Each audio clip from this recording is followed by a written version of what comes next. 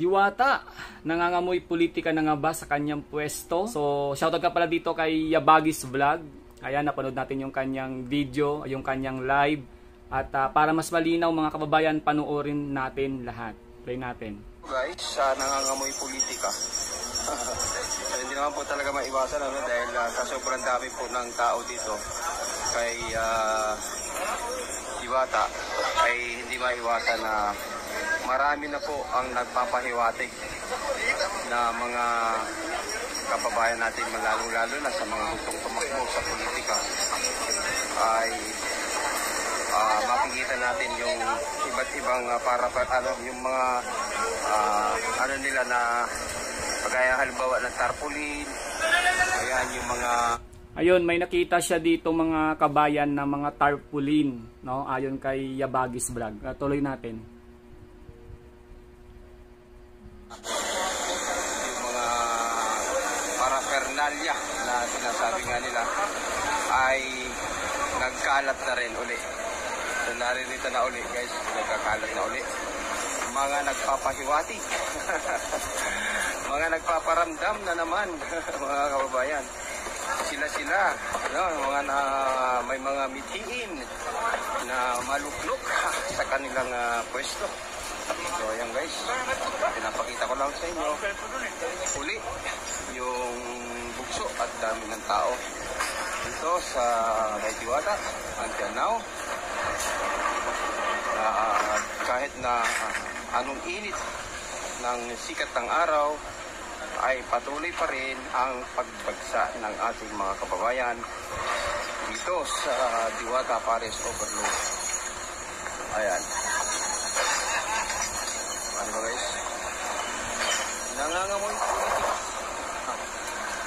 Bakit ko nasabi yan? So, mapapansin po natin guys, doon mismo, kasi bawal pong videohan yun sa may kusina ni Diwata, no?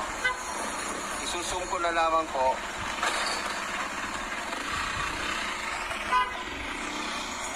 Ayan. O, diba? Malaki po yan, no? So yun mga kabayan, bali pinakita niya nga dito ni Yabagis Vlog yung sinasabi niyang mga tarpaulin na nakasabit doon sa mismong, ayun, sa kusina ni Diwata, zinompa nga niya, di ba? So ang sabi niya dito, talagang nangangamoy politika. So tuloy natin ang video mga kabayan. Ayan. O, diba? Malaki po yan, no? So, nakita nyo guys.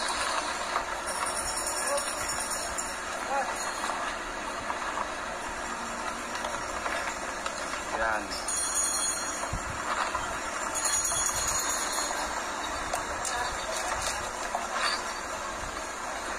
So, hindi maiiwasan po yan at sample pa lang yan. Asahan pa po natin, no? Pagka yung iba nakapag-file na ng COC.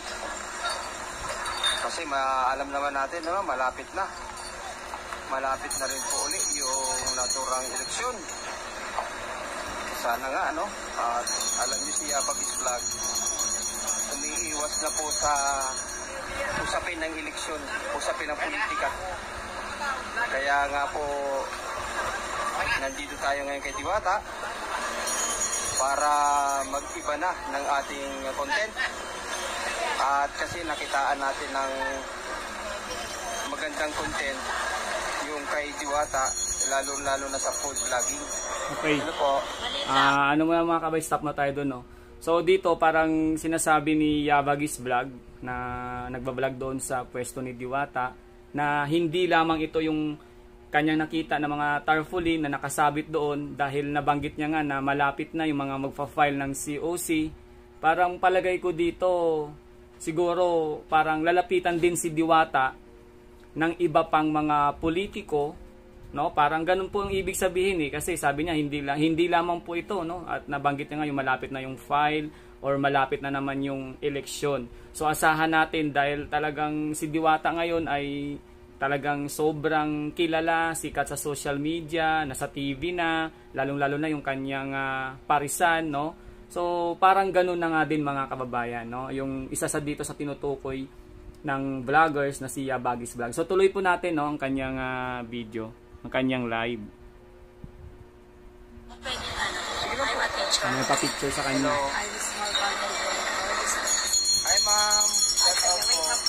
Ang kilala niya si Yabagis. Hello po, shout out kay ma'am. Hello, I'm Ma'am Ellen. Hi ma'am Ellen, kumusta po kayo? Sir. Welcome sa Diwata Paris Overload. Wow, thank you, sir. Okay. Pangtuwa, no? Si ma'am, Yabagis Picture si Vlog. Ma'am Picture. Yun na nga guys, no? Nabanggit ko nga sa inyo, may mga nagpapahiwatig na rito ng mga politiko. Napansin ko lang pagkalaki-laki po ng tarpaulin na nakita natin doon sa may kitchen. So, ang laking bagay po kasi ni Diwata mga kababayan dahil halos karamihan ng mga vlogger nag-iiba na po ng content at pupunta na po sa mga food vlogging kasi alam naman natin sa politika napakagulo. Kaya hanggat maaari umiiwas na nga po kami doon sa sabing hindi naman natin maiwasan, normal yun, kasama naman po yun sa ating yun nga lang, parang maganda po kasing i-content ngayon itong food vlogging at nakikita naman natin na tinatangkilik po ng ating mga kababayan yung ganitong content. Kaya sana, hari nawa, marami pa po ang mag-subscribe o mag-follow sa atin para naman po ipakita natin na tayo po ay seryoso dito sa ating content ngayon. At babaguhin po natin yung ating content guys, na dati-dati po tayo ay political, sa politika po tayo dati. So ngayon ay babaguhin na po natin, lilipat na po tayo sa vlogging industry. Yan, no? Ay, sa ating, lilipat na po tayo sa food industry. Dahil nakitaan nga po natin ang potential at maganda nga po yung feedback ng tao dito sa ating vlog. Food vlogging. Diba? Kay Diwata. Napakaganda po guys. Kaya kita naman natin yung pagtangkilik po ng ating mga kababayan, lalong-lalo na sa ating mga content ngayon. Dahil ipinapakita po natin yung content, yung ganda po ng views ngayon dito sa vlogging natin sa food vlogging. So sana magtuloy-tuloy na po ito. At kung hindi po magbabago ang views po natin at mananatili na palagi tayong nakaka 1 million sa ating views, ay itutuloy-tuloy na po natin at iiwanan na po natin yung nasabing political content. Kasi naranasan na rin po kasi namin doon sa political content. Masyado pong aggressive. So kailangan medyo palaban ka, kailangan may content ka na medyo papakita mo na meron kang isang taong politician na sinusuportahan. Susuportahan mo siya yon, ipaglalaban mo siya. So hindi naman natin masasabi rin na sa bandang huli ilalaglag ka rin pala. Yun po yung ating usapin ngayon So talaga naman meron tayong talagang hindi natin talaga maiwasan na darating yung punto na ito nga, malapit na po yung naturang eleksyon ulit. So hindi ko po inuugnay itong ating content ngayon sa politika. Gusto ko po sanang pag-uwi na yung ating content at magtuloy-tuloy na po yung ating content as a food vlogger. So ayun, alam mo tayo.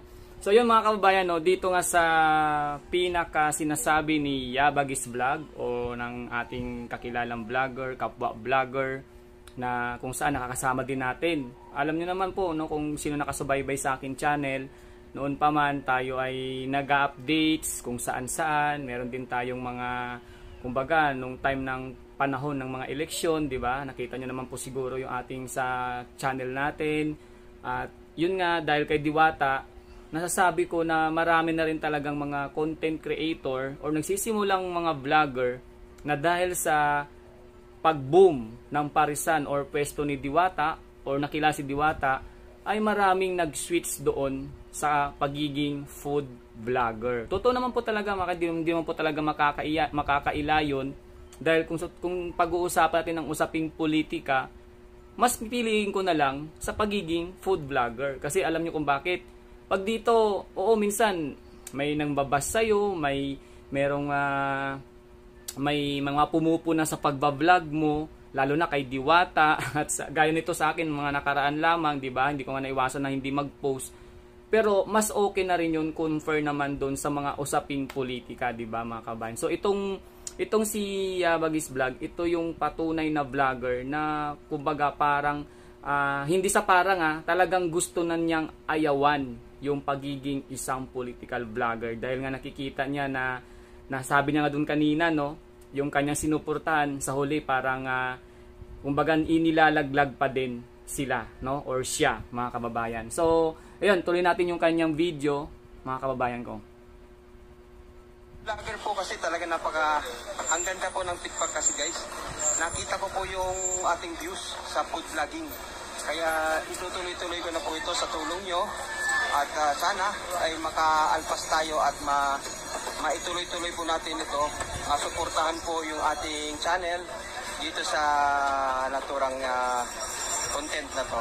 So nagpapasalamat po talaga ako ng marami sa inyo guys dahil sa inyo nagkaroon po kami ng idea at hindi lamang po ako, lalong-lalo na yung mga kasamahan pa namin na dating political vlogger.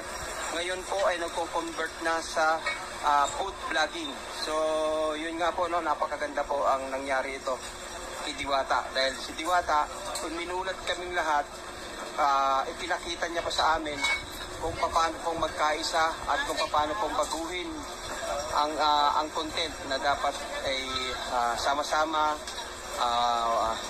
magtulungan, yun nga, at walang halong siraan, kung hindi pawang masasarap lang, masasarap ang pinag-uusapan. Kagaya halimbawa nitong Diwata Pares Overload na walang kasing sarap kasi nga pinipilahan, binabalik-balikan ng ating mga kababayan. Yun po yung katotohanan guys, kaya palagi na lang na may nakikita natin na ganito kadami yung tao dito sa Parisan na ni Diwata, no? Kaya ang ganda talaga, ang ganda ng feedback, ang ganda ng dating. Ayan guys. So yun mga kababayan ko, no, bali napanood natin ang naging live ni Yabagis Vlog, no, dito nga sa ano lang yan, siguro mga 2 hours, no, at yun nga, na-screen record natin yung mga sinabi niya dahil nakasubaybay din na tayo dahil isa din po natin siyang kilalang vlogger, kapwa na nagko-content dyan kay Diwata. So napanood natin na kumbaga siya mismo ang nagsabi dahil sa mga nakita niya doon sa pwesto ni Diwata ay tila bang talagang nangangamoy politika na. So sa inyong mga kababayan ko, kung ano man yung inyong mga komento, so siguro kayo na magbigay ng opinion dito sa ating ipinakitang live video ng ating kapwa vloggers, at kayo na rin siguro ang magbigay ng opinion kung ano yung masasabi nyo dito. So basta yung para sa Yabagis at yung sa nakita ko kanina, ginawa natin ng opinion, parang ganun na nga talaga ang nangyayari. Kasi syempre, di ba? Dahil talagang malapit ng eleksyon, narinig din natin yan kay Yabagis Vlog. So nakikitaan na niya na marami pa ang lalapit dahil sa kumbaga si Diwata hindi naman mapagkakaila talaga, talagang sikat na sa social media, nasa TV na, kung sino-sino na yung mga nag-i-invite ng mga kilalang vloggers at talagang pinupuntahan din ng mga kilalang vloggers, no, at marami pang nagko-content sa kanya. So talagang lalapitan at lalapitan talaga siya mga kabayan para sumuporta sa mga taong ito. So yun, ang ating video sa ngayon mga kababayan ko ay sana kayo nang bahala magbigay ng opinion, komento regarding dito sa ating ipinakita. Sa muli, ito nga pala si Daddy D sa Daddy D channel, at salamat sa lahat ng mga palaging nagsusubaybay, sa mga nagpa-follow, nag-share, nagla-likes at nagpapa-heart at nagbibigay ng stars. Thank you so much mga kabayan. So hanggang sa muli, at salamat talaga ng marami sa inyong support. Paalam mga kabayan, God bless.